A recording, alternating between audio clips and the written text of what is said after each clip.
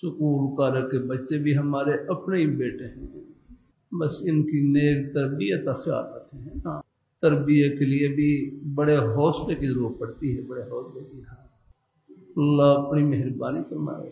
تربیت کا معنی ہے تبلیغ الشیء الی کمالہ شیئا فشیئا، تبلیغ الشیء الی کمالہ شیئا فشیئا، ایک چیز کو آہستہ آہستہ اس کے کمال تک پہنچانا۔ یہ نہیں کہ ہم ایک بیان کریں،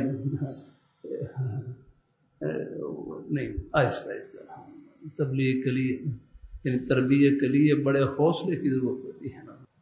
اللہ اپنی بارگاہ مقبول فرمائے اور بچوں کے حق میں دعائے خیر دی ہے، کہنا سننا بھی ہو اور ان کے حق میں دعائے خیر۔ ہمارے ہاں مزن سے ایک بزرگ شاید جمعے میں ہوں، مجھے خود سنایا انہوں نے، ہمارے حضرت حضرت سید نفیس الحسین شاہ صاحب رحمۃ اللہ علیہ خدمت میں حاضر ہوا۔ عرض کی کہ حضرت میرا بیٹا ایسا ہے نافرمان، آپ دعا کریں۔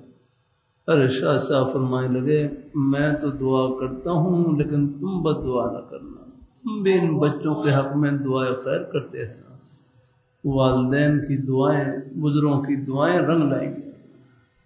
بعض دفعہ ایک لفظ سے مضمون نکل رہا ہوتا ہے اور ترمذی میں حدیث گزری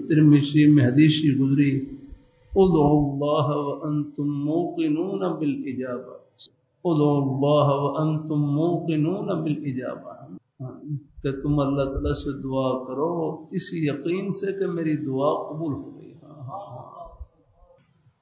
کہ تم اللہ تعالیٰ سے دعا کرو اس یقین سے کہ میری دعا قبول ہو گئی۔ ادعوا اللہ وانتم موقنون بالاجابہ، کہ تم اللہ تعالیٰ سے دعا کرو اس یقین سے کہ میری دعا قبول ہو گئی۔